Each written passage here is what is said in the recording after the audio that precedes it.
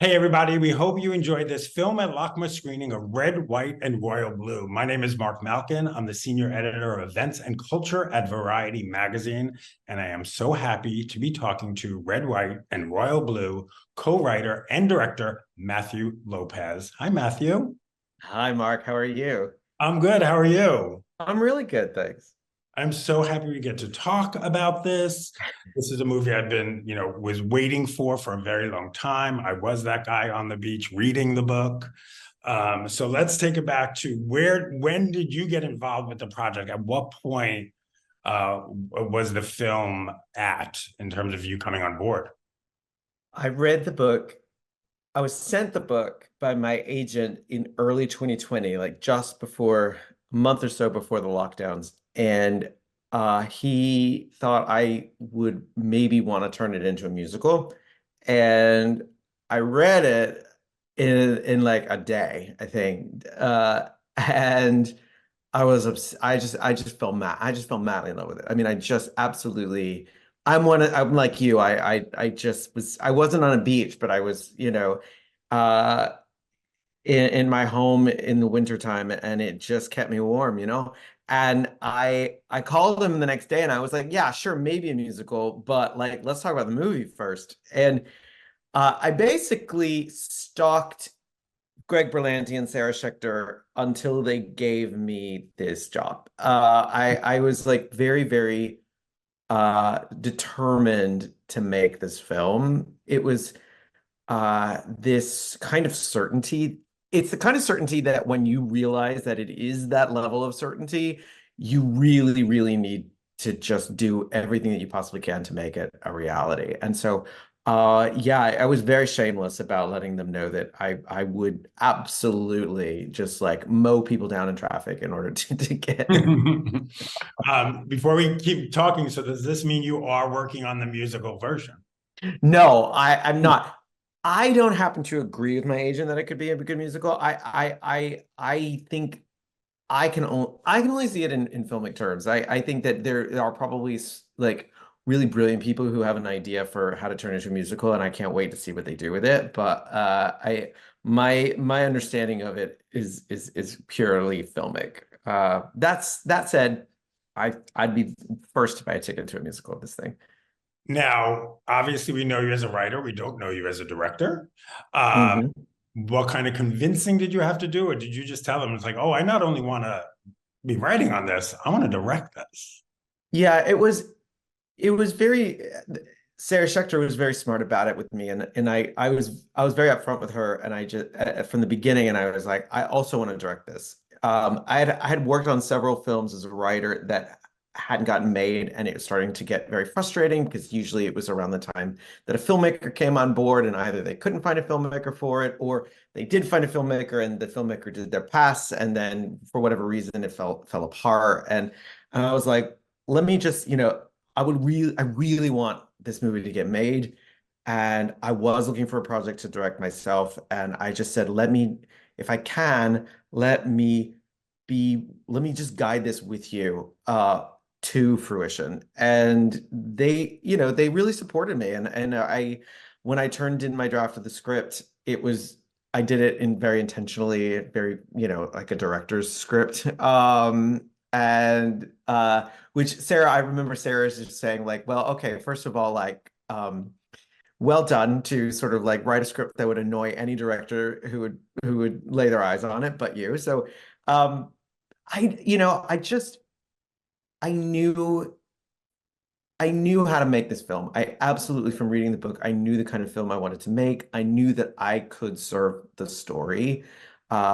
And it wasn't just passion, it was just sort of like it just did something inside of me. It just turned on all the lights. And I think it really was just the passion and the certainty that I knew how to tell the story.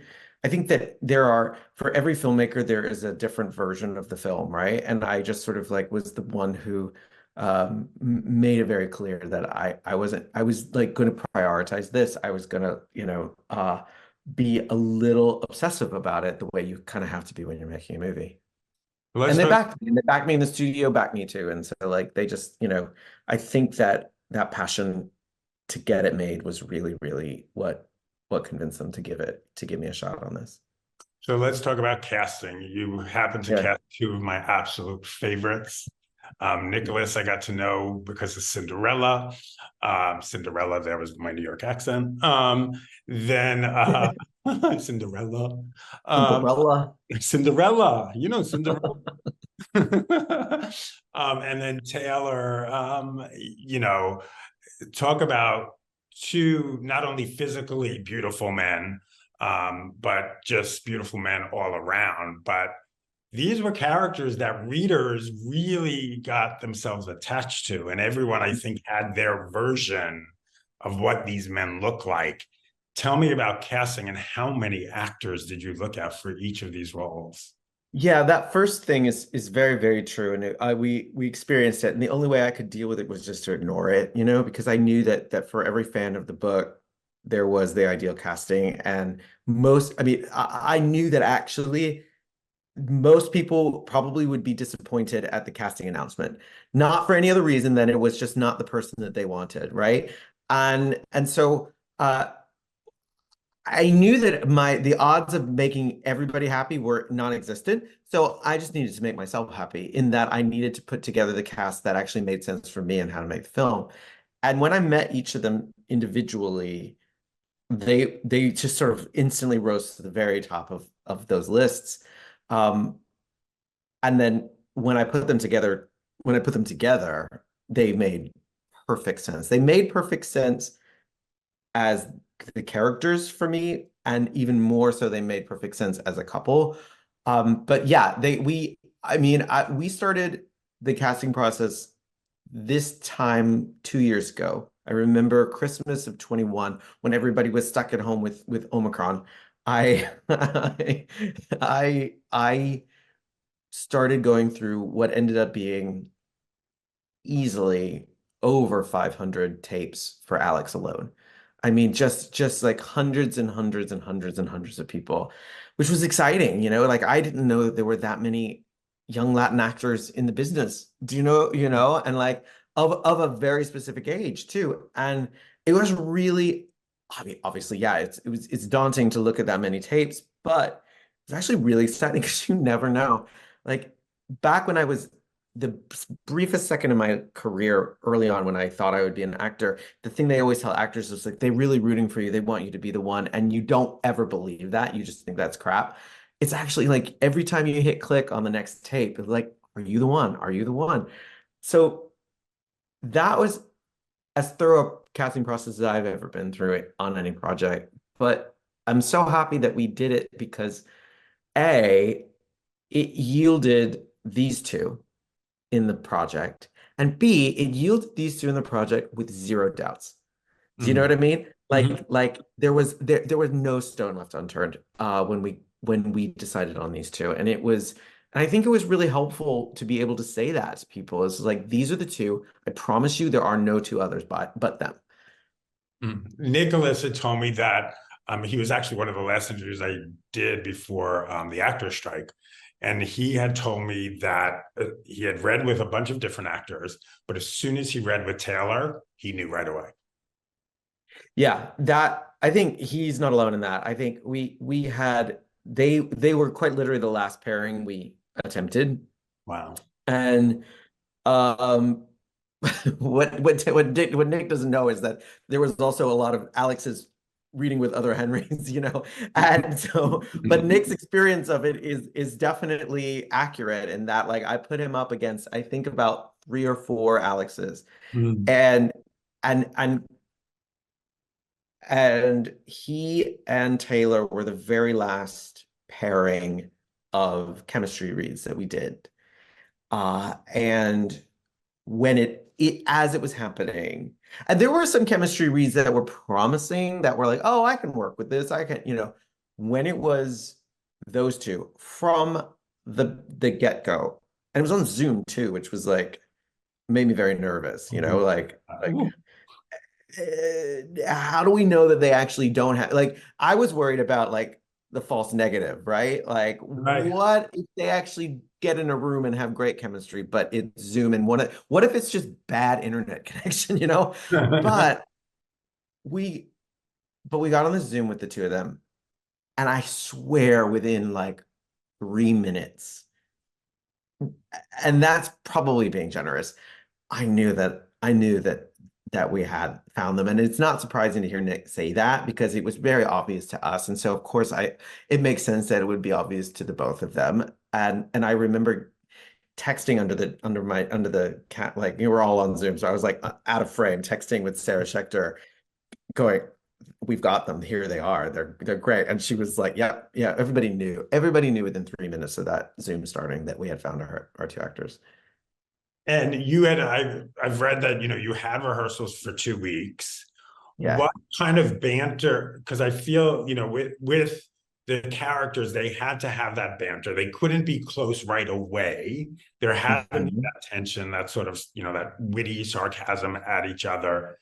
Was that something that built up during rehearsals, or was it just instantaneous? I mean, it was a little bit of both. It was instantaneous, and those two people got into a room together. They had spoken, I believe they had spoken on like FaceTime, and they had a couple of Zooms and phone calls before we all gathered. But they had never met physically in person until the first rehearsal. And they walked into the room. Once they were both in the room, it was just like boom, like pop, pop, pop, pop, pop, pop, like just like they were just like chatting, like they were old friends. So I actually was like, I made an excuse and I was like, I gotta get on a phone call. I'm so sorry. It's a costume thing. And I grabbed my assistant out of the room and I left just the two of them alone to talk. And like when I came back into the room, we went for a coffee or something. And like I came back 20 minutes later and they were just like laughing and old friends. And yeah, I think that the only way for them to, of course, you need them to be able to build that camaraderie in order to play the love story and to play the fun bits.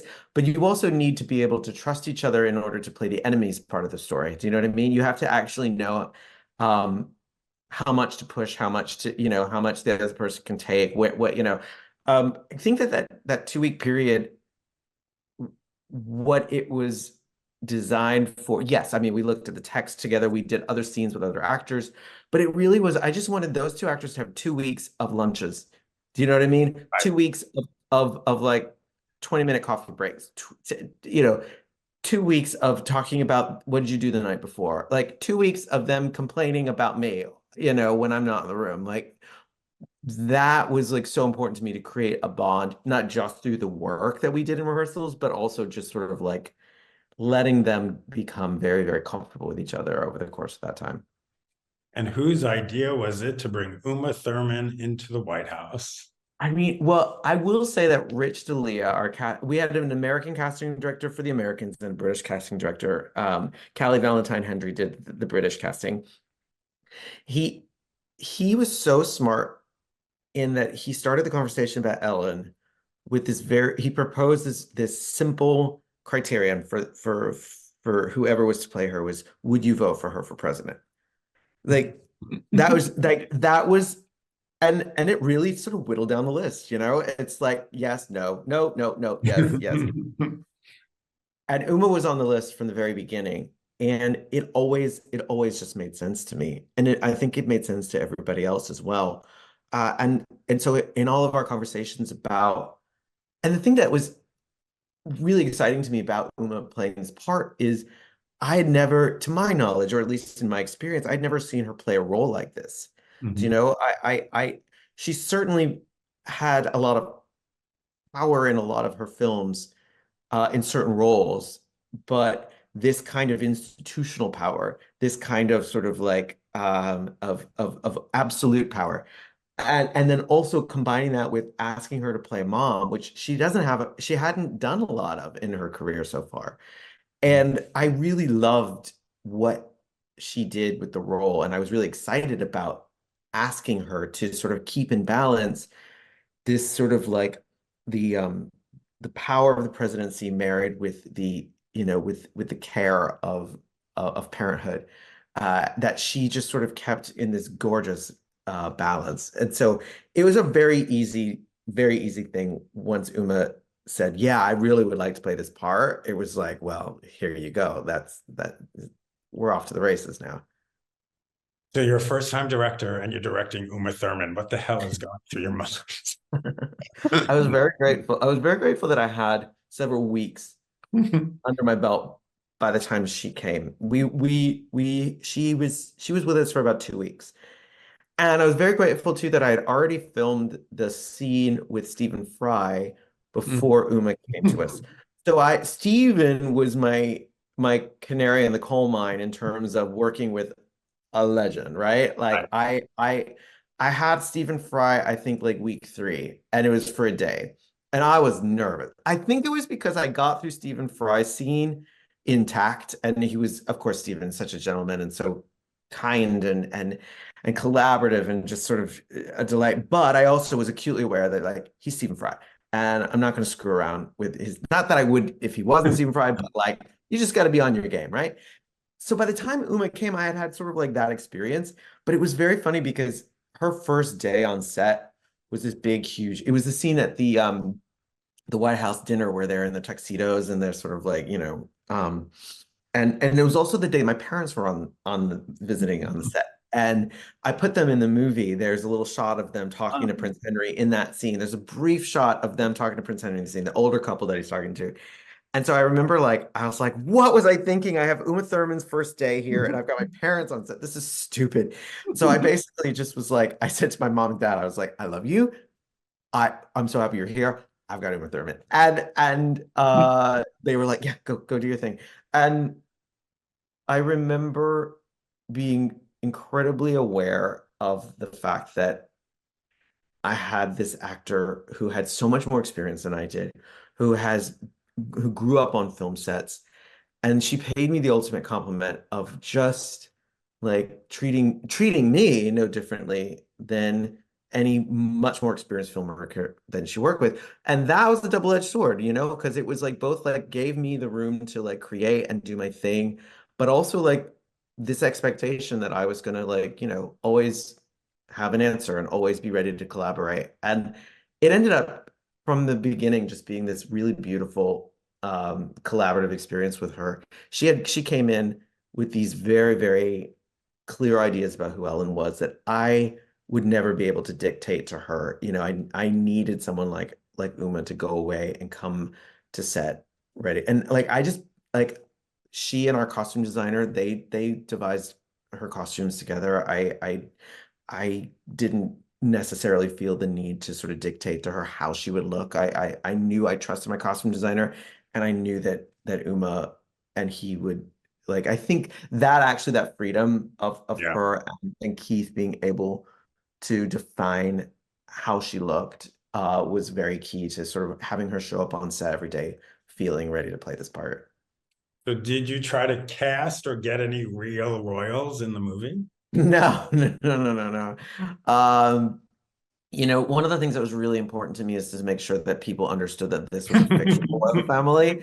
And I think that if we had tried to do that, we would have blurred those lines, you know? I think that now, do I hope that maybe they've seen the movie? That's another question. You know, part of me thinks that I mean, you know, like they do have they watch The Crown on Netflix. I suspect they also have an Amazon account, you know? So like probably Amazon Prime, the Queen. they definitely have Amazon Prime at Buckingham Palace. What is her password? That's what I want to know. Oh, I'm sure the Queen's password is something corgi related, I'm sure. I was literally going to say corgi 123. Yeah. We used to have a joke in the movie, in the script, about getting Amazon packages at Buckingham Palace and getting Amazon packages at Kensington Palace and getting Amazon packages at the White House. And it was like, I thought it was a pretty good joke. And then I was like, I can't do an Amazon joke on an Amazon movie. They do Uber Eats. It was a little, you know, meta. So I took that line out. Did you try to film at Buckingham Palace? No. I will say that the biggest challenge of filming royal related stuff in the UK is finding a location that the Crown hadn't already gotten to. That was genuinely, that was one of the hardest things. And we failed. The scene where and I'm very grateful that I'm very close with Stephen Daldry because he directed The Inheritance and we worked for 7 years together on that play. And I remember seeing him when we were in pre-production. I was like, you couldn't have left something for me to show you. So the scene where the opening scene in the movie where the wedding takes place, the big hall where the wedding is, that's the place in the first episode of The Crown where the king has his surgery. If you remember, if you cast your mind back to the very first season of The Crown, when the king is having his surgery, that is the same room that we shot that big wedding scene in. And then even more tightly bound is in the last couple of episodes, last couple of seasons, King Charles, then Prince Charles's house at Highgrove is the same house we filmed Kensington Palace in. So actually, those scenes, the king's rooms in the last couple of seasons of The Crown, are Henry's bedroom, Henry's piano room, the drawing room at Kensington Palace. So I'm watching The Crown and I'm like, oh my God, it's like the set for my movie. It is literally the set for my movie. Well, I was going to say, I mean, Red, White, and Royal Blue could have been a TV series. It could have been the next generation's Crown. It could have been. I think that the big difference is that, and you know, long before I got onto the project, there was conversations with Berlanti Schechter and Amazon and Casey McQuiston as to whether or not this was a movie or whether it was like a limited. And I know there are a lot of fans of the book that probably would have preferred the limited because they could have had more hours. But the decision was already made when I came on board, but I think it was the right decision, which is like, no, actually, this is a movie. There's something about the constraint of time that puts urgency to the story. I think that like, unless you're actually telling, like The Crown worked because you had like a 70-year reign, right? But like, you know, a limited series on the scale of like this would have gotten flabby quickly, I think. Like storytelling, you'll run out of story. And so yeah, so I think they definitely made the right decision, and I was very happy to learn that they were doing a film and not a TV show when I came on board. That said, I think that, you know, there's a lot of talk about like what happens next and what comes next. And like, you know, I think that there's more than just this story to be told in that world, for sure. Do you want to be a part of the Red, White, and Royal Blue cinematic universe? The Red, White, and Royal Blue-verse. Yeah, I do. I think that would be fun. I think that I think that there's something really, really look, there's something very, very just sort of juicy about anything about royal families, anything about American political dynasties. I don't for a minute believe that it has to be contained to just one thing. You know, and I think that Casey's characters are strong enough to support other avenues of exploration. So let's talk about, you know, you are a gay Latino filmmaker. You're sitting here making this movie. I'm of a certain age where a movie like this would never have been made. It wasn't even part of our imaginations. Yeah. What is that feeling being on set and sort of taking the wide view and going, I'm doing this? I never happened on set because I had way too much to do. I was definitely not thinking philosophically on set. Yeah, I think that the thing that drew me to the story in the first place is that at the center of it was a young queer Latin man. Like Alex and I may have very different lives, but you know, we're both working, you know, at heart, I grew up in a working class family in the South. You know, Alex is not too dissimilar from me in many ways. And reading the book, I had never encountered a character like that in this kind of story. Mm. you know, and I think that it was very important to me to in seeking projects to create that I wanted to challenge people's understanding of what a young Latin man or any Latin character is and could be in popular entertainment. Right. And along comes Alex Claremont Diaz, who's flawed, who's wickedly intelligent, who's a smart ass, you know, and you don't get a lot of roles like that for young Latin actors, which is why it was so heartening when so many people auditioned for that role. Mm. It was that feeling that you just asked about definitely didn't happen on set, but as as we were cutting the film, as we were approaching the release, as we were starting to share the movie with people, people began to sort of say that to me in response to the film. And it was not lost on them, what you just said. And you know, I think that it was really important to me. You have no control at the end of the day over what your first film will be. It's just the one that gets financed, you know, and I have other projects that I was trying to make and they didn't get financed and this one did. And that said, I think that for my first film to be a story about a young queer Latin man who whose queerness and his Latin heritage influence the story, and then in the fictional world of the story, he ends up changing the world in some ways. That was never lost on me, and it was never lost on Taylor. And you know, there was this one beautiful day on set where it's me and Taylor and Cliff Collins Jr., who plays his dad, and we were on the set of the Truman balcony shooting that scene, and Cliff was just like, I never thought I'd be in a movie like this in this way. And it was just it meant something to the three of us to be together like that and to share that day. And every time Cliff and Taylor got to work together, we did that was yes, that was the moment on set that we all just took a moment. And Cliff was always the one who made sure that we did take that moment.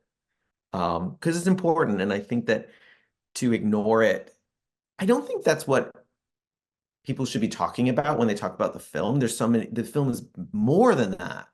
Mhm. But to ignore it, if it's ignored when talking about the film, I think that also does a disservice to what the meaning of it, you know? And listen, you're not only making this queer rom-com, but a queer rom-com with love scenes between these two men. You know, there was a Yeah, time where my first question to you would be like, how did you get that through? Who allowed that? Because most time you would never see that. Or it would be they're about to kiss, you go to black, and sure. you Right. I mean, it didn't come without its own conversations, you know, yeah, internally. And when I pitched myself as the filmmaker, I pitched a version of this scene, which is to say, like, if you hire me, you're getting this. right, And if you don't want this, don't hire me. right. Uh, because while I was always aware of like what kind of movie I was making. I knew I was making a broadly appealing, you know, mainstream romantic comedy, right? I'm not doing All of Us Strangers, right? Which is a glorious, gorgeous film. They're very different movies. And but that said, I never wanted to be false about their sexuality. I never wanted to yeah, fade to black. And you know, within the story, it was very clear to me as I was writing it that actually their opening up to one another sexually is an important part of the story. It isn't just like icing on the cake for the viewer. It isn't actually just a love scene for the sake of doing one. It's actually like we kept discussing it and it was always very dramatically necessary. Things what happens in that room in Paris changes the course of their lives, and it changes the audience's understanding of them. So we really invested in that scene very thoughtfully, but it was also like I think I also learned as a first-time filmmaker that part of my job with the support of my producers is leading the charge on this. Is like, we're not gonna, like, we're doing this. Like, we're doing this. Prepare yourselves, whatever you need to do to prepare yourself for this is happening. We're shooting this. It's like, and everyone who had access to those restricted dailies saw it, and I didn't get fired. So, there was some major support for that, and that's also not nothing. One of the last times Variety spoke to you, what people may not realize is you're working on the remake of The Bodyguard. I was working on the remake of The Bodyguard. One of the things that was true, this movie just sort of like obliterated my schedule and my availability. Like once it was like go, I was like, bye everybody, see you in 2 years. I had done a draft of The Bodyguard for Warner's and Dan Lin's company. I was incredibly excited that they asked me to do it, and we were really happy with the idea that we had for it. But then I was like, oh, I gotta go make, so I sort of like, we parted with peace and love, and I have no idea what stage it's at. I'm told that it's still a thing, but what that thing is, I don't know anymore. But it was really, really cool to be able to work on that when I did. And The Inheritance, when are we going to see the movie? I'd like that. I very much would like that. It's I think I need a little more time away from it. It was, all told, it was about a decade of my life. 7 years of development and production and 3 solid years of production between London, New York, and LA. And I think I need to like learn a little more about myself in the world before I come back to it. That said, I would love to do it. And I think that Stephen and I have an idea for how to make it work. And we're really excited about it. But we both just sort of look at each other whenever we see each other. I mean, he just opened Stranger Things in the West End. He's been a little busy. And I actually saw him on opening night, and we were like, he's like, are we ready? And I'm like, he's like, almost, maybe, almost, like, so I think we'll do it one day. We're not in any rush, just because we know we want to, when we do it, it's going to be the next 2 or 3 years of our lives again. So we both got to be in the right place for it. And my last question for you, what is it like hearing from young queer people who say thank you for the work you've done, the visibility? It's in many ways why I do what I do. I grew up at a time in an age where I didn't have a lot of mentors. But Terrence McNally was a huge exception to that for me. Terrence was so supportive of me, both as a writer and as a person. He really he believed in me in a holistic way. But largely I was robbed of that.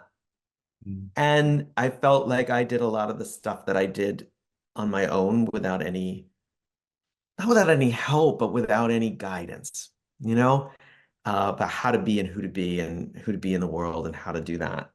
So when I talk to young queer artists and they talk to me about what The Inheritance means to them, and they talk to me about what this film means to them, I think it's like, my attitude is a very simple one, which is like, it's my job to listen.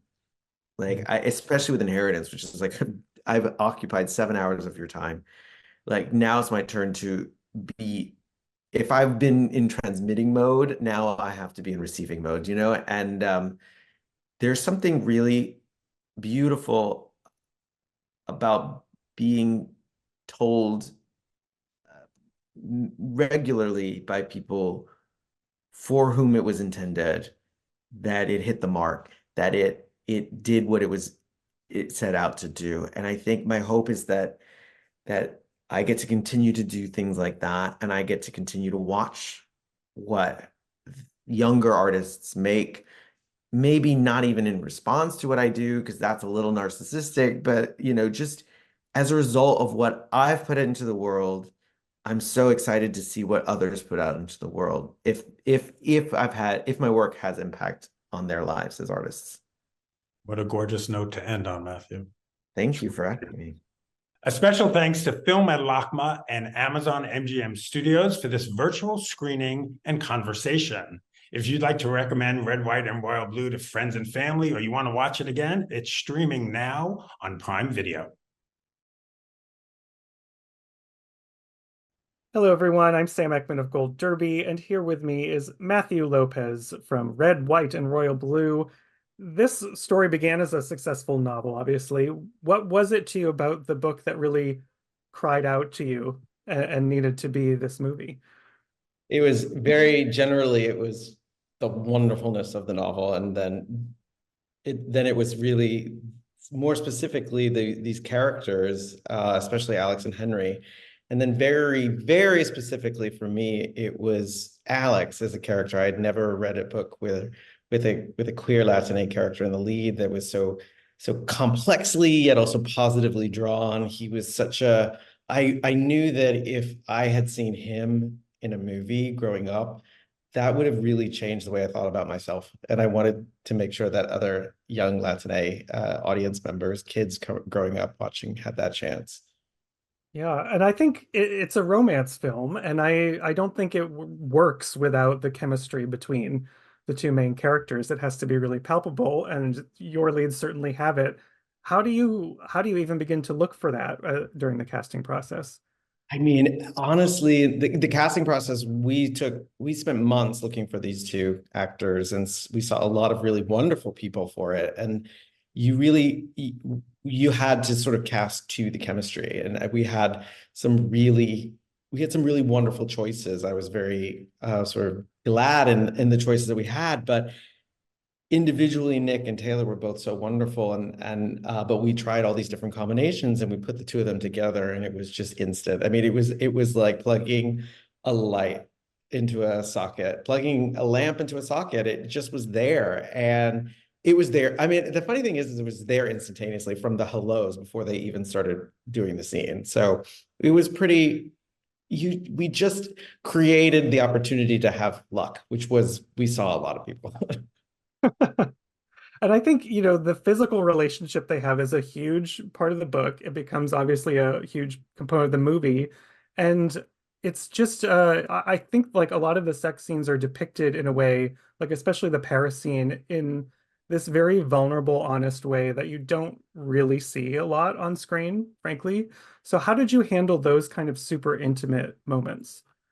Yeah, I mean, I knew that because of the way the book was written, I was being given the challenge by Casey McQuiston, the book's author, to make something that was also incredibly sexy, and that in which the sex was part of the plot development, that actually we used that scene in Paris to really, truly sort of blossom their romance and bring them very close together physically and emotionally.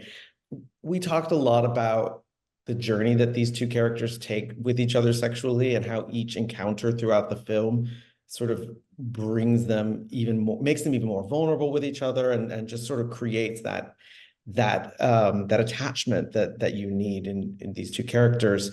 And like, I was blessed with two actors who were really, really respectful of the process and really cared very much about their characters.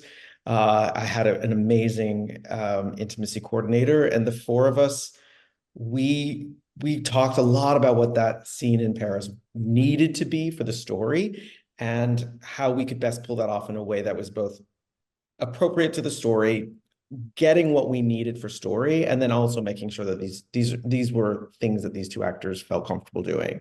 I think part of the vulnerability in that is that the two of them really relied on each other so much throughout the making of the film, and in that scene, shooting that scene that day, they really, really needed each other. And so what you see on screen as sort of these two characters falling in love and really having this connection, I think a large part of that was due to the fact that on set, these two actors were were doing something that was very, you know, can be potentially uncomfortable and can certainly be very vulnerable making.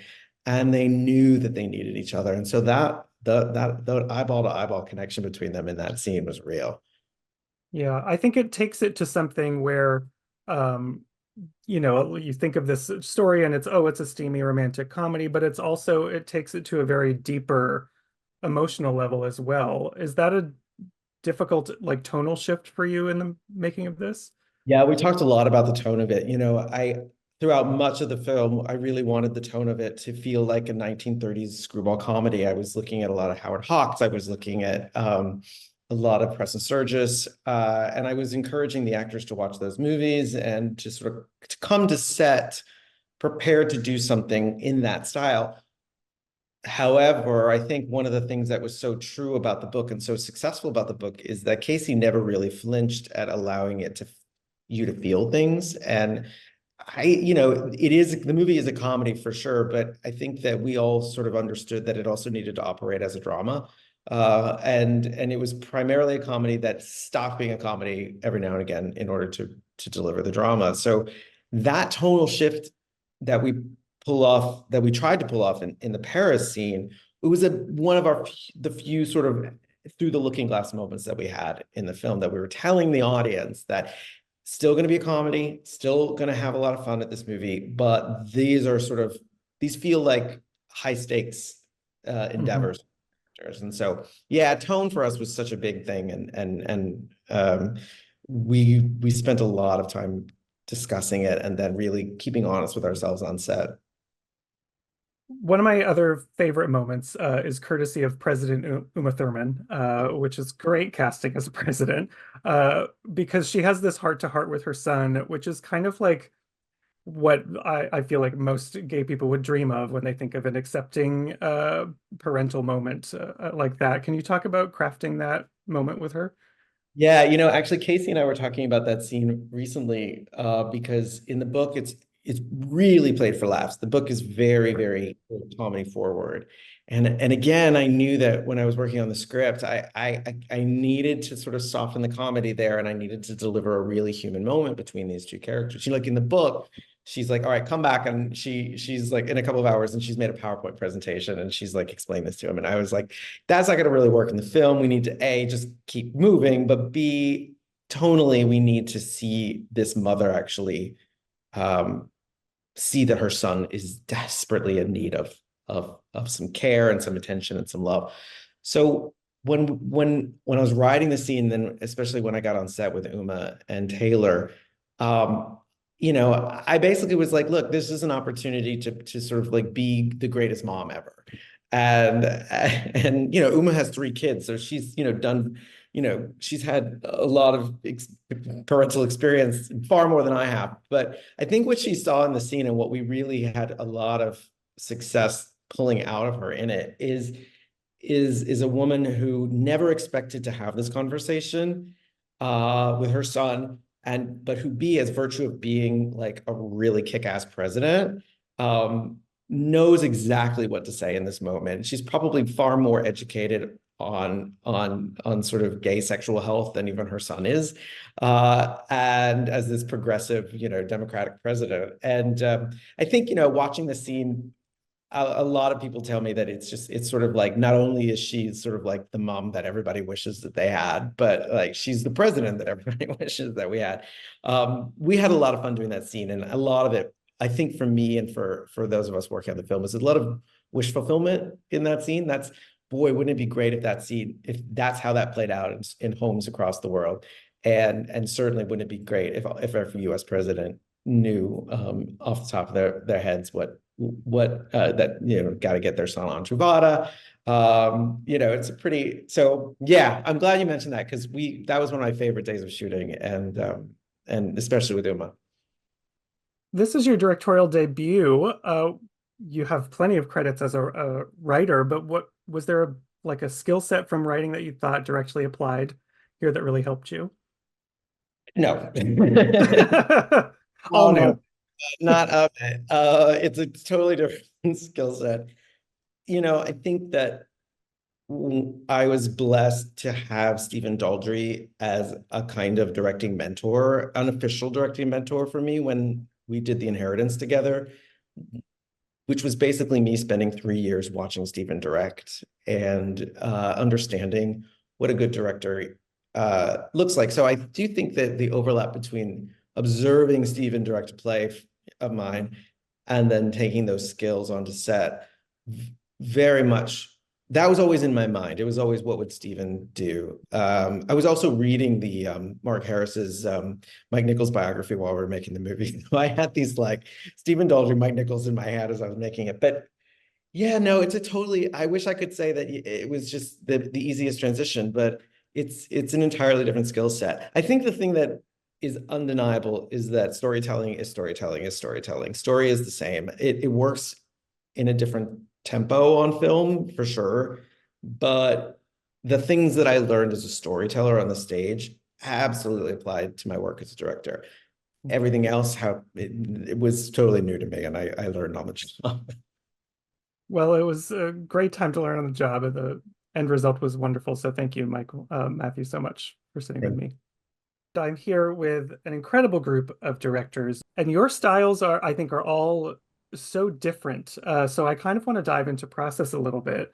For each of you, what's the most important part of your preparation that when you do it, you say, okay, now I'm ready to take this on? For me as a first-time filmmaker, there was never a moment where I felt entirely prepared, because every day I had never encountered anything before. And so for me, I was lucky enough to have written the script, so I knew that pretty well. But everything else was a mystery to me. And for me, the pre-production process was learning how to make a movie. I had a great first AD. I had a fantastic cinematographer, Stephen Goldblatt, who had started making movies in the 1960s. So the thing that Stephen said to me the week approaching it, which sort of really calmed me, was like, you're not an inexperienced filmmaker, you're an unpracticed filmmaker. And by the end of the first week, you won't even be an unpracticed filmmaker anymore. And that actually was incredibly helpful to me. So, but just looking at how a movie was made, for me, that was the big thing.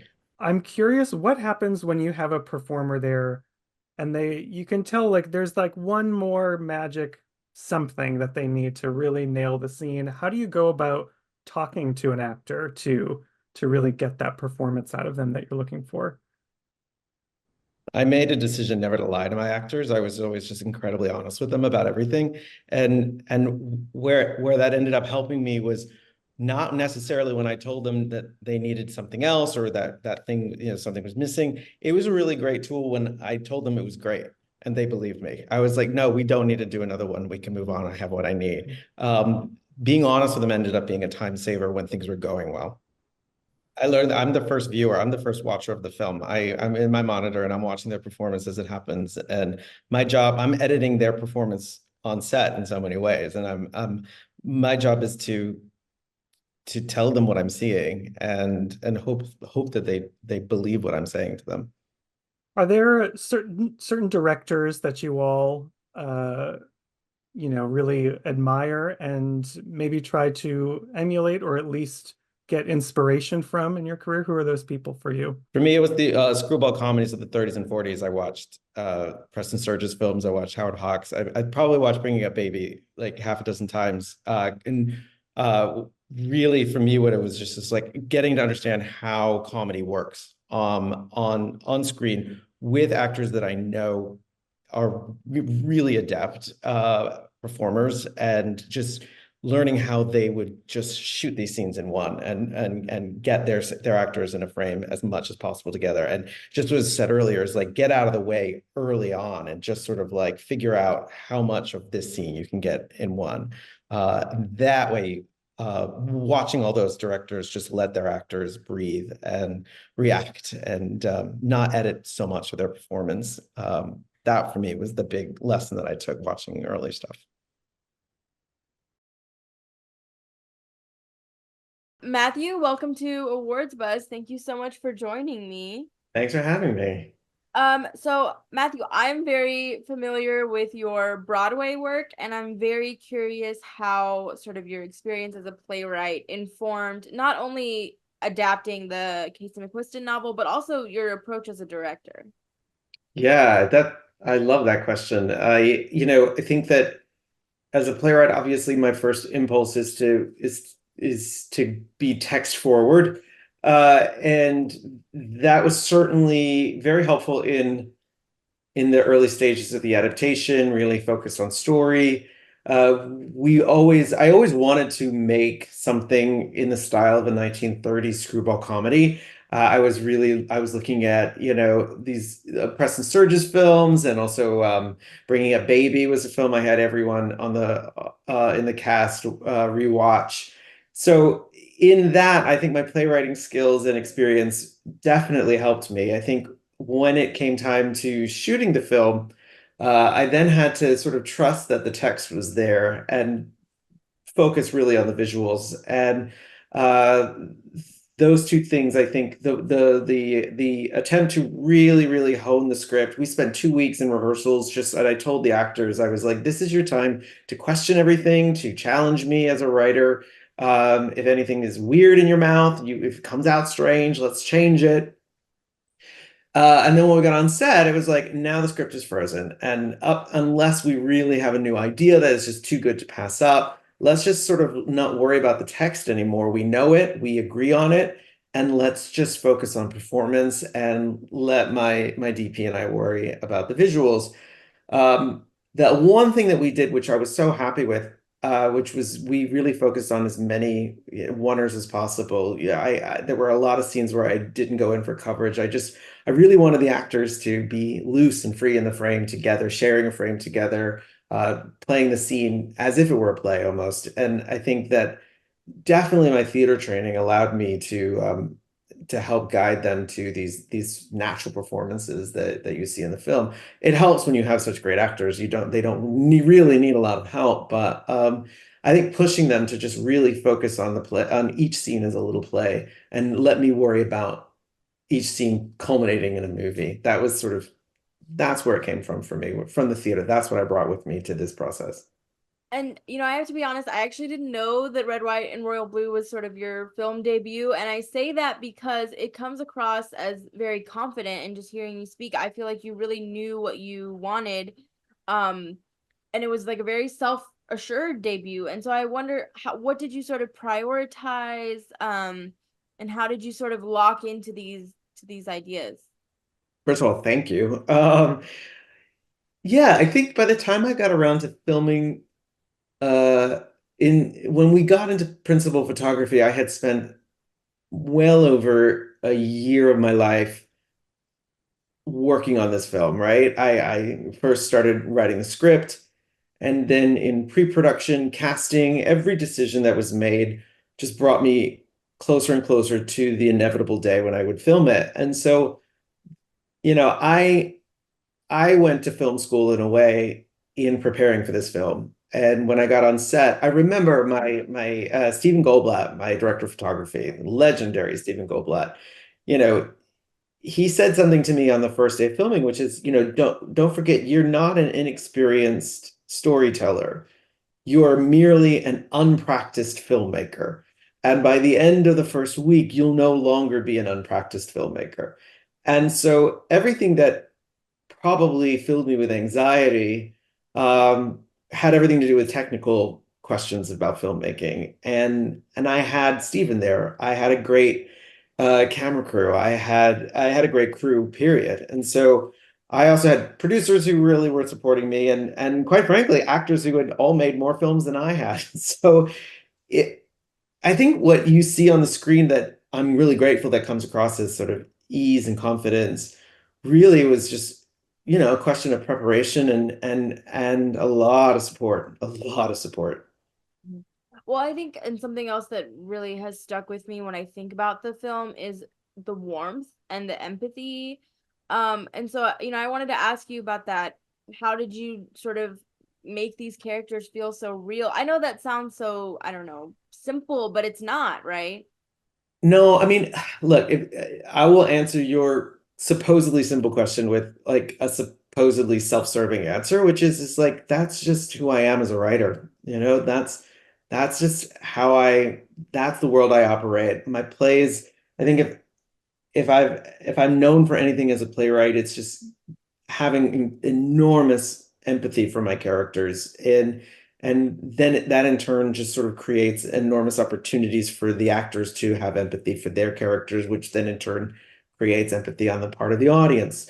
So I think there is something inherent to the way that I work that creates that situation. That said, that's the most self-serving I'll answer. The truth is that Casey McQuiston wrote a great novel with really wonderful characters. And my job as the adapter and then as the director of the film was to make sure that their wonderful characters in the novel stayed as true as I could to who they were once they got on the screen. We had a great cast. We had a great cast, not only in terms of great actors who were so, appropriate for their roles. Every single person who came onto this film really took the job seriously, and they, whether it was Taylor and Nick in the leads, Taylor, Nick, and Uma in the leads, who all very much understood how important this book was to its fans. Through the entire company of actors, everybody knew that they were adapting a beloved novel. Even if some of the actors may have never read the book themselves, everybody understood that this book meant a lot of things to a lot of people. And so there was a lot of care that went into it. So I think also that's what you're seeing. I think we all really took the job very seriously. Mm-hmm. And, obviously you know your voice as a writer, you've been writing for a long time, but as you move into directing and continuing to direct more projects, what do you want that to look like? Yeah, I mean, going back to the last question, I'm really drawn to stories with characters you can either root for or characters who you are just fascinated by, people who you want to spend time with understanding and learning about. So as I'm looking for other film projects to make, of course, I'm also in the process of writing the sequel to Red, White, and Royal Blue. Yeah. It was just so nice to be able to. I spent every interview up until last week going, oh, don't say anything, don't say anything, don't say anything. So it feels very freeing to now talking about it.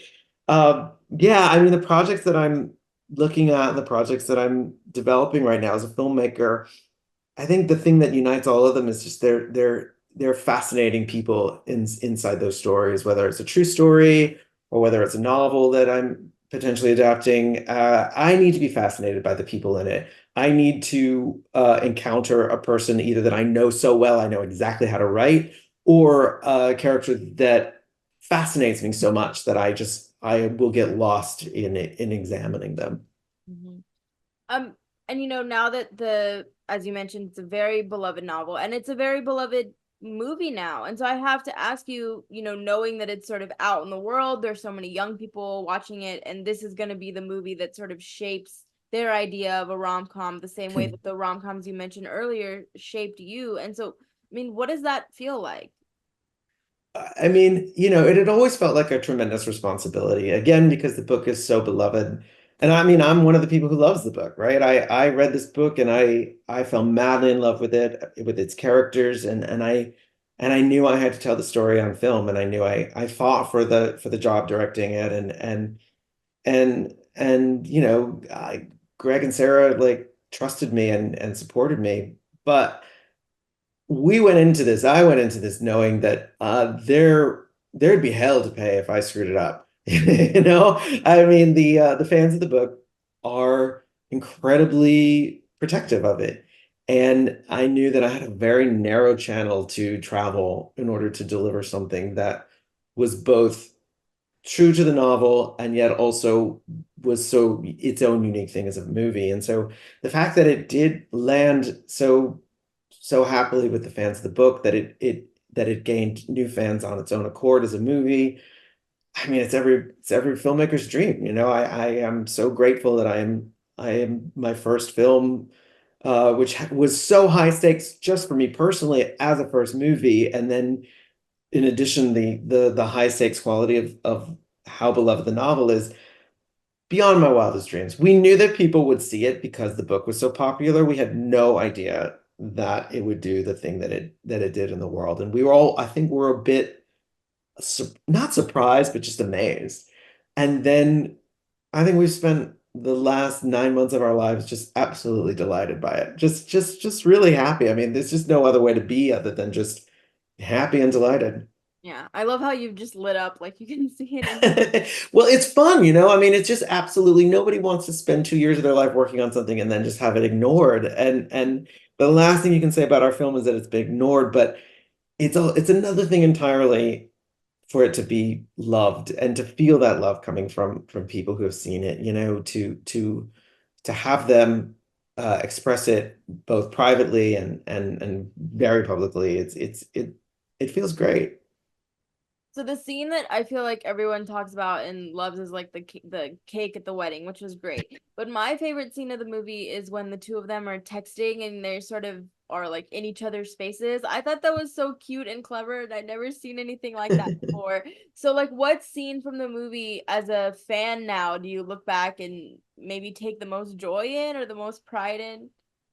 I do. That scene that you're talking about, that was so much fun because I really wanted to come up with a new way of delivering that rom-com meet sort of that period of rom-com where they're in a courtship basically, and you know, how do you deal with the problem of too much text messaging on screen? So I wanted it to be alive and I wanted it to be somewhat kinetic, and then I think maybe because in theater, you just, you know, if they're not in the same room where they're talking together, you just put them on stage together and you understand that. So I was like, well, if they buy it on stage, maybe they'll buy it in film. And so the decision to put them in Alex's bedroom, even though we understand they're not actually in the same room together, I'm really glad that ended up working the way that it did. But there are 3 scenes in the movie that I'm so proud of just because of the actors' work in them, and you know, I was particularly happy with the way my writing just sort of turned into,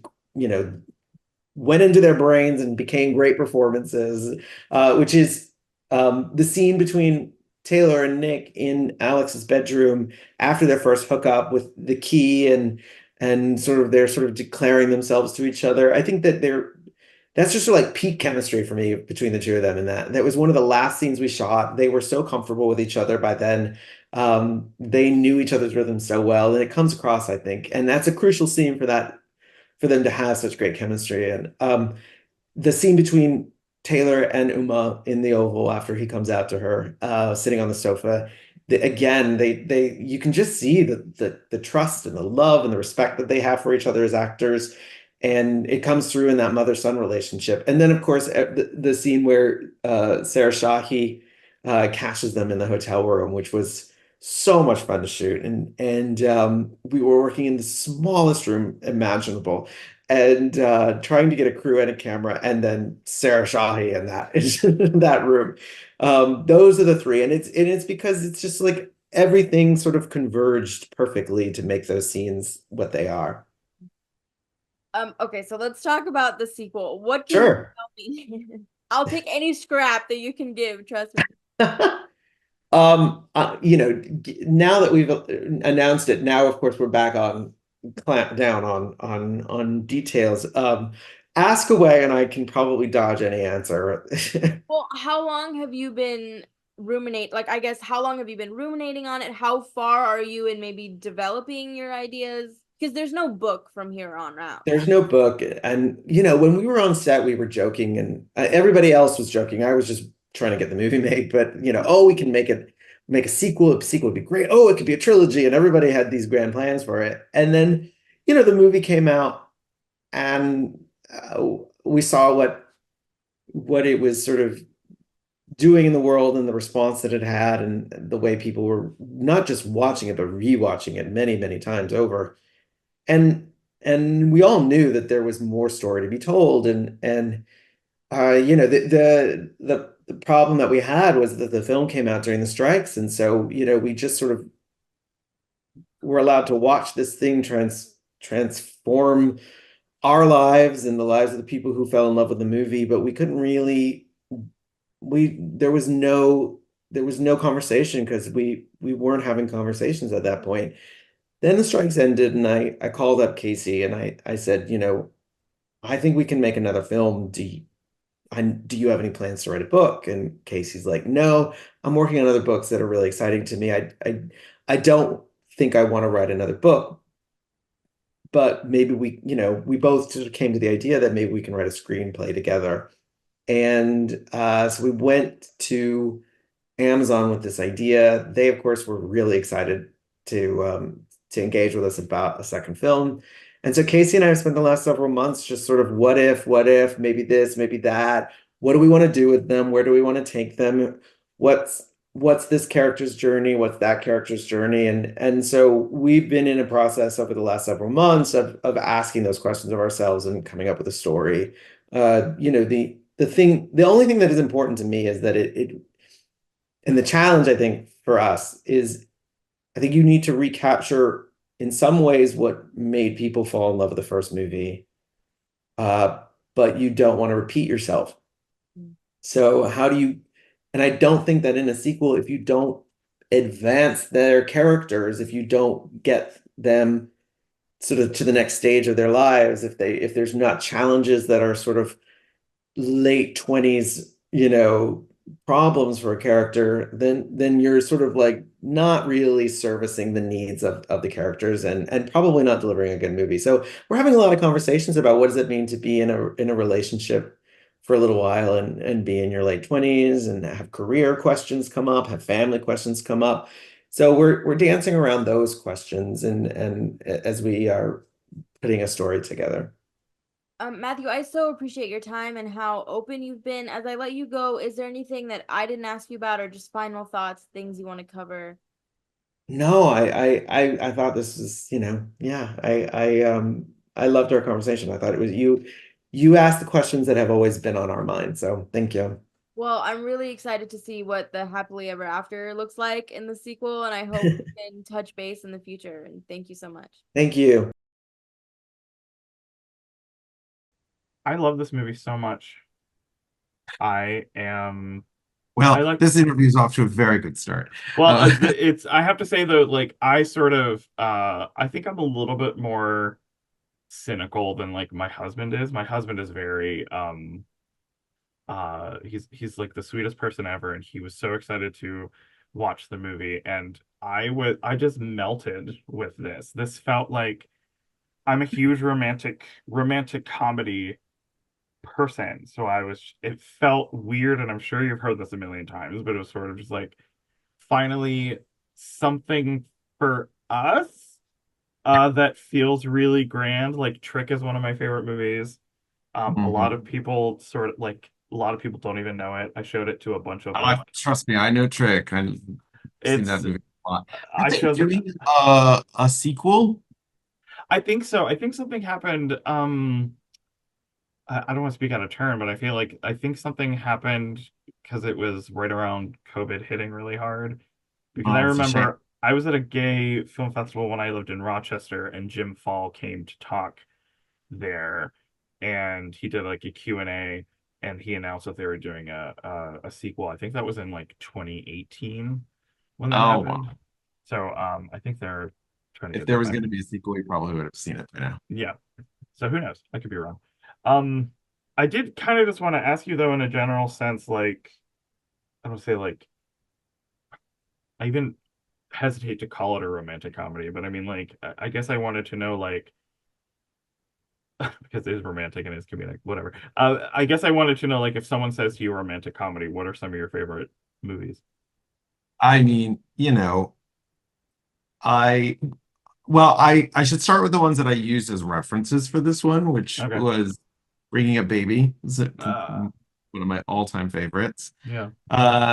Sullivan's Travels, which is not a movie most people who don't love movies know about, but it's such a great comedy, screwball comedy.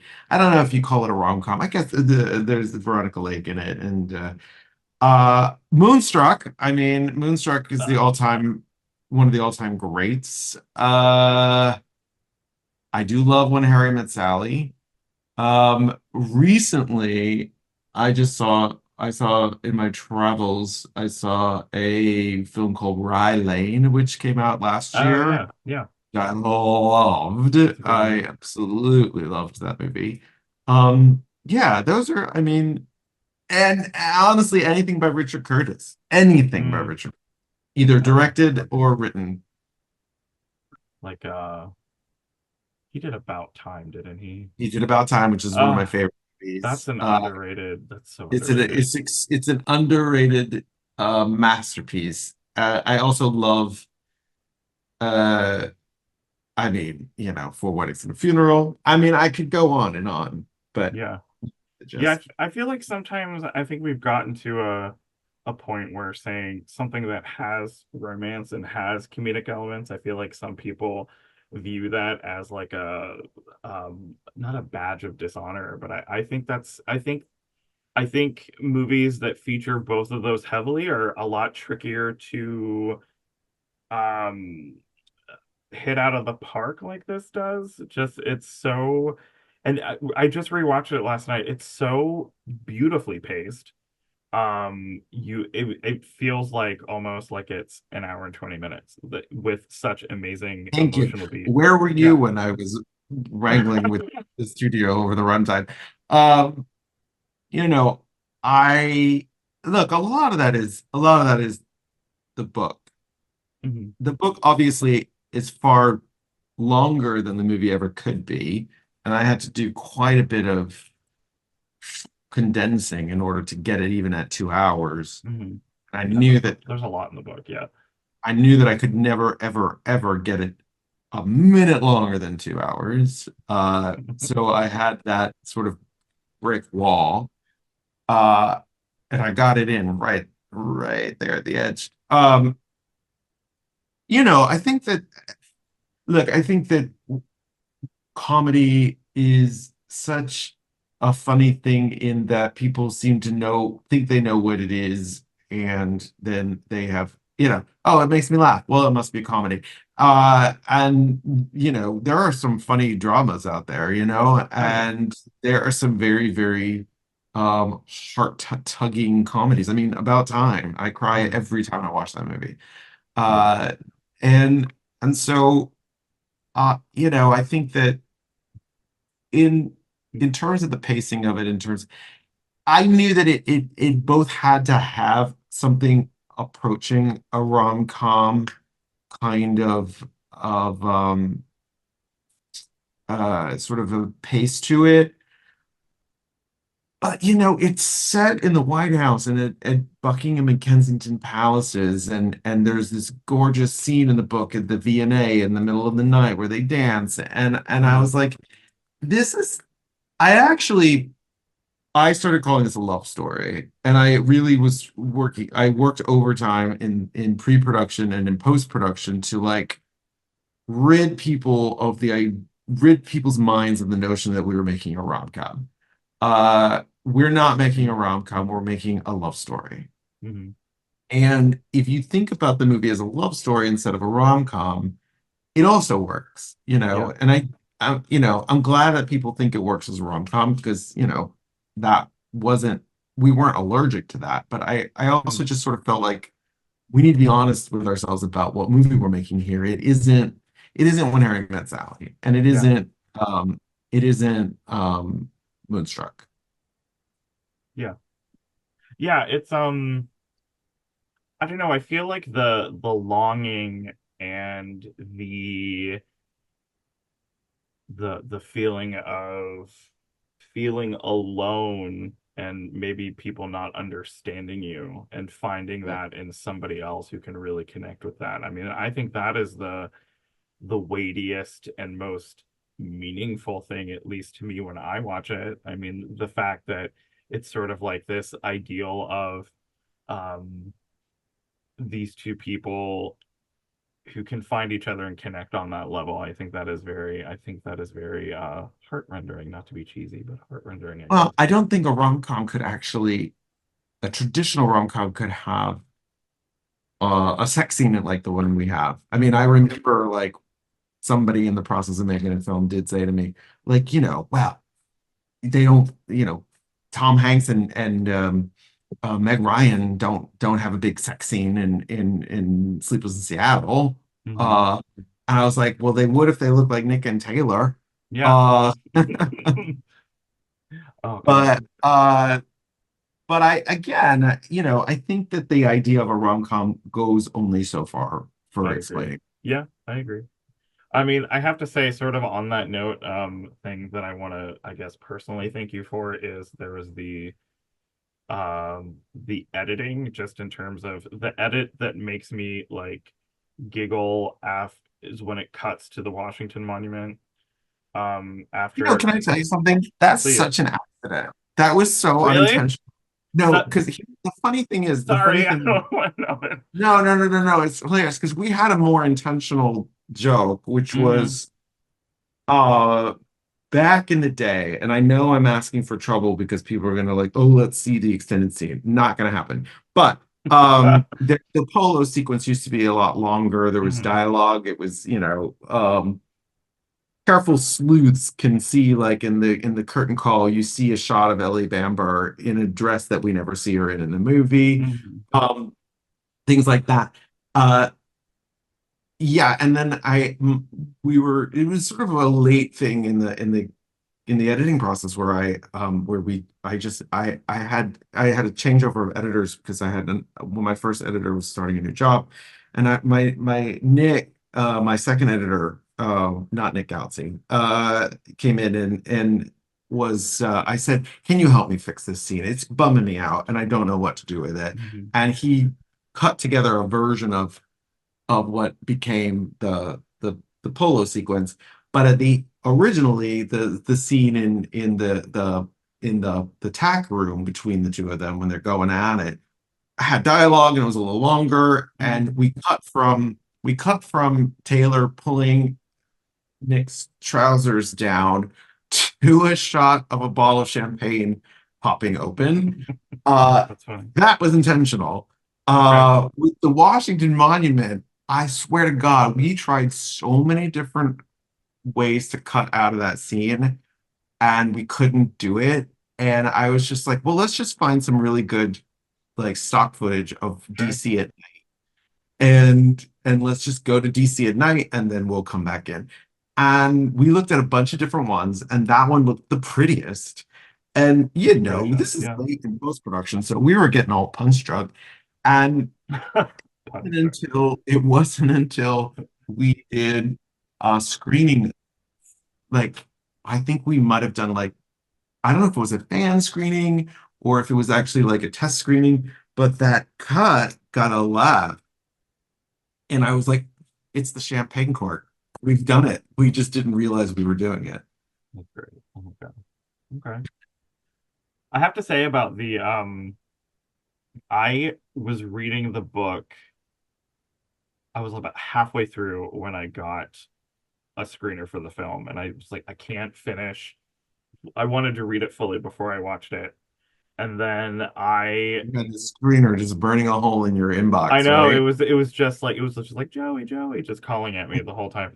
And so I watched it and then I finished the book afterwards. And I gotta say, I love how this thing is adapted. Like I think it's a really great example of, I mean, because it's not a short book. It's No, it's not. she hefty. She's a hefty book. And there's a lot in there, but I think the adaptation is so precise in terms of like zeroing in on their story that I just wanted to say how much I admire what you did with it. That's not a question. That's just me Oh, telling well, you but that I thank like you. sure. I wish, there were people who were like, oh, it should have been a limited series. And it was already a movie by the time I came on board to work on Oh, the yeah. film. But I knew that this actually, they made the right decision. It always wanted to be a movie, but there's just so much that you can't fit in. And so it became early on, once I started writing the film, I was like, it has to be Alex and Henry. Alex and Henry have to be in every scene of the film. If the scene does not contain them, it doesn't go in the movie. Yeah. There's only one exception to the rule. There's a tiny little scene between Uma and Sarah Shahi, like less than 15 seconds. And literally that's the only scene in the entire film that doesn't have either Nick or Taylor in it. And so actually when I set that goal for the film, then the adaptation, it wasn't easy, but it was straightforward. Like Yeah. it was a yes or no question. Is Alex or Henry in this scene? Nope. Then it ain't going in the film. Mm. Okay. Yeah, that helps with the us staying. I don't know. It helps with like our excitement for this story to keep going. Well, I mean, I Yeah. felt that excitement. I mean, it Yeah. was a blessing and a curse, right? It was like it was wind at our backs for sure. It was like everyone's excited. Everyone who knows this book is really excited for the movie. Mhm. And then it was also a high wire act without a net because like there are a million ways to screw it up, but there's only a handful of ways to get it right. Right. And so I was fully aware. I was fully aware that, chance was not on my side. No pressure. No pressure at all. No, Not at all. no. Not at all. I did want to ask about us, I would say a transition, but I love the scene so much when Zara finds out. That's one of the most quotable scenes in the whole thing. I think my actual favorite line delivery is a lot of people say it's probably Your Royal Highness at the very end, but I think my favorite is how she punctuates the word sir when she says, "I'm not talking to you, sir." I think that is great. But I love how literally the next scene is Alex coming out to his mom, and I feel like that's sort of a one to the other is a really great example of how this movie is kind of allowing us to have everything. And I guess I was wondering if you could tell me a little bit about the transition of going from something that is so funny to something that is so heartfelt. And I do need a shirt that has Uma Thurman's face on it talking about Truvada. That's all. I mean, Mike, look, my experience as a playwright has taught me that if you can make an audience laugh, you gain the ability to make them listen. And the other thing that I've learned is that comedy, if you can make an audience laugh, you will gain the audience's trust because comedy by its definition has to be true. Nothing that is a lie can never be funny. Something that is untrue can never be funny. Comedy humor is true. And so whether an audience realizes it or not, if you can make an audience laugh, the audience trusts you. And if they trust you, they're going to be willing to go to places that are maybe less fun or less bubbly or enjoyable. So I knew from my experience as a playwright that I could give them a riotously funny scene, courtesy of Sarah Shahi and the boys. And that's the band I want to see, Sarah Shahi and the boys. Then I could go from that into a more heartfelt scene, and I will have probably sort of loosened up the audience a bit to allow them to accept. Because sometimes audiences, they can get uptight. If they can sense, if they sense drama coming, if they sense like, oh God, I hope I don't learn a lesson from this scene. They'll tighten up and they will refuse the gift. And so you have to do a little tenderizing of the audience. And so I think that one of the reasons in the long run that scene plays as well as it does, not just because it plays well as a scene, is it does invaluable service to preparing the audience for the scene between Uma and Taylor. And when we were doing test screenings, those two scenes right next to each other always scored on some of the highest scenes in the test screenings we did. Oh, wow. Okay. Yeah, there's something about like that comedic moment is so genuine, and like there's it's played in such an honest way that like an audience can tell if someone is trying to shove something at you and they automatically become resistant to it. But that I think is really it's another example of how it gives us permission to like fall in love further with the characters and sort of the arc of what's going to happen. And the two of them just, I mean, knocked it out of the park. I mean, I knew on the day that it was going to be a great scene. Like I had written it to the best of my abilities, and then I handed it over to Uma and Taylor, and from the moment we started filming the scene, I knew that it was going to be great because the two of them were just playing so well together. They really, Uma and Taylor really love each other, and they had so much fun doing it. And then there was it felt very safe for both of them. They made each other feel very safe, and to get as vulnerable as both of them get in that scene. Yeah. I have to say the fact that I love Uma Thurman so much. She's I do too. Well, I'm with you on that. I was so nervous the first day she showed up on set. I had been filming for about maybe 5 weeks, so I certainly knew what I was doing by that at that point, you know? Yeah. I was at that point not an unpracticed filmmaker, but it's Uma Thurman. And at her first day of filming was the scene, the White House party with the British Prime Minister. And that also happened to be the day my parents were visiting the set. Oh my God. And it really was like, it was the worst timed thing, but there it is. And I remember both Uma and I kind of being a little tight around each other, like, who are you? I mean, obviously we had met on Zoom. We had a lot of time working together. And I had actually sat down with her for a bit before a few days after she got to London and did some work with her. But there we are on set. And it was a simple thing of just them walking in and taking pictures and all that stuff. And then I did the next shot with Uma, was really setting up the scene between Alex and Henry as you know, hey, we're meet me at midnight in my room. The shot starts with Uma and Sharon leaving the shot and going out, and then it becomes this tracking shot for the boys.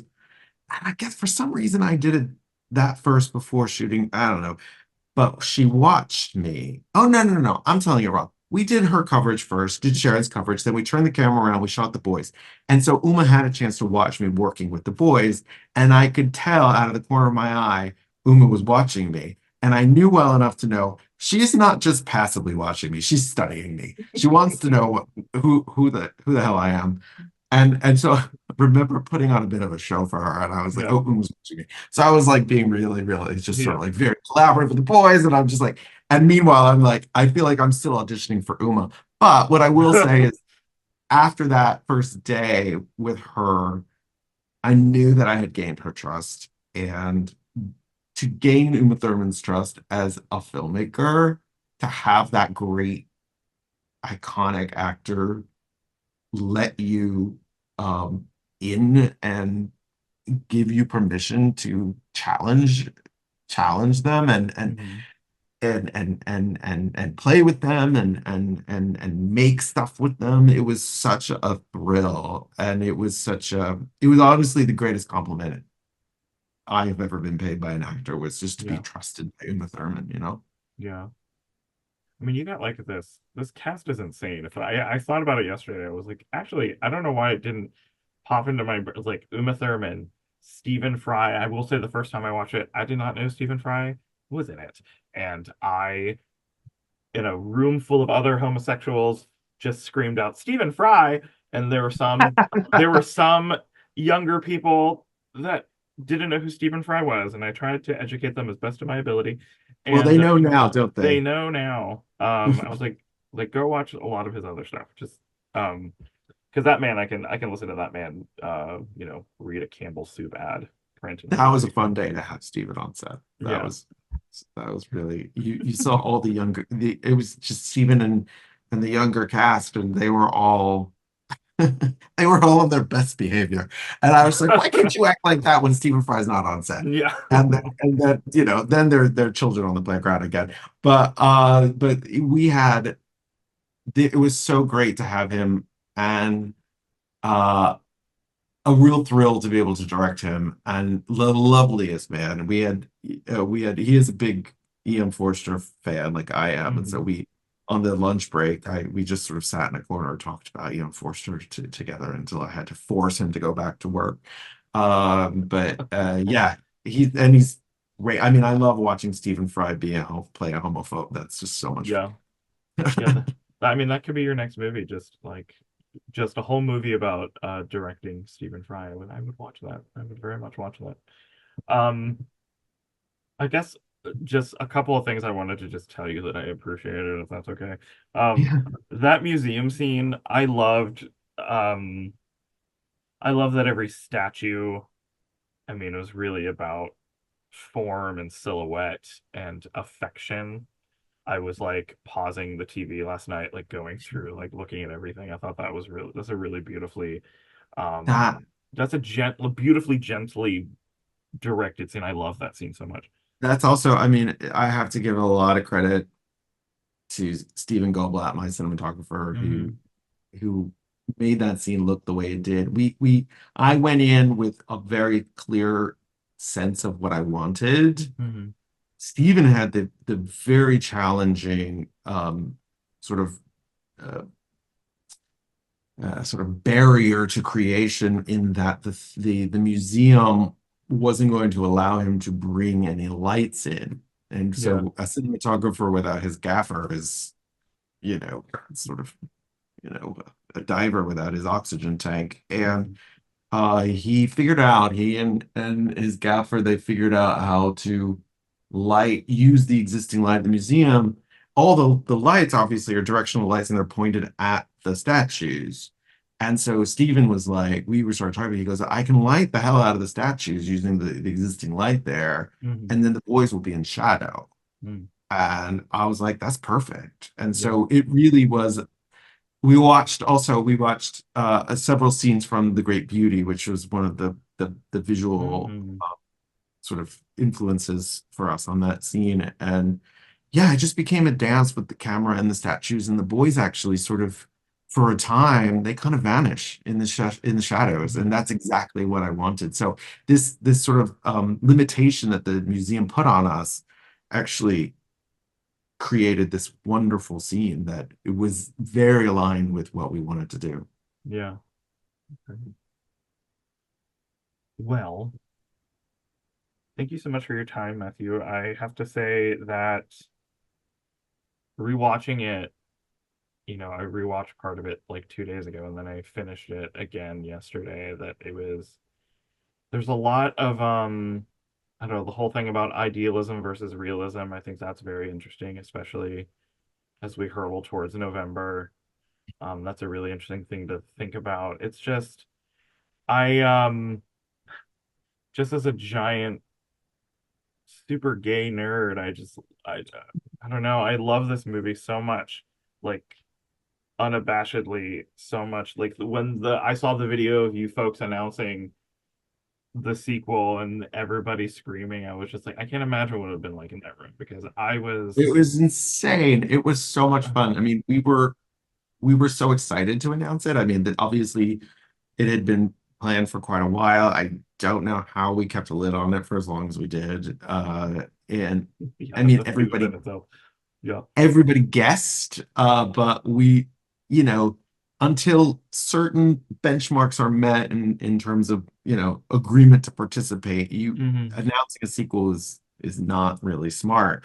So Amazon really did it so smartly. They did that fan screening. They got like 500 of the biggest fans of the movie in a room together to show them the film, many for the first time on a big screen. Yeah. And then we got to announce the sequel for them. So it was really, really fun to do that. It felt, it was like, I know that the film has brought so many people pleasure, and that makes me so happy, but I'm not there when they watch it, right? I don't experience it. But to be in that room with these fans and to tell them what they were dying for us to say, and to hear the excitement in that room was just, that to bring that much joy to a group of people who like are there to give us some love, was really just so thrilling. I mean, you could just see on our faces on the video, we were all just having so much fun. Yeah, that thunderous joy. The video that I saw, it was sort of like, it was so loud that you couldn't even hear some things anymore, which I was like, that's No, yeah. I love that. That's amazing. Well, thank you so much for your time. I just love the movie so much. I love The Inheritance. I read it within the last year. I'm dying to see that on a stage. So I'm very patient with finding a theater maybe near me that'll do it. But Where are you? I'm in the good old Midwest. I'm in I always say the flat conservative state of Ohio. Oh, Ohio. Yeah, Ohio. Yeah, I don't know of any. I'm a little surprised that it hasn't happened in Chicago yet, but Yeah, I'm sure it'll get there eventually. yeah. Give it time. Well, thank you again. Thanks for letting me embarrassingly gush at you. And No, it's a wonderful way to spend my afternoon. well, good. Yeah, if you ever need to pick me up, just let me know. Just ping me. Thank now. you very Yeah. much. Have a good rest of your day. Thank you. Thank you, you as well. Bye.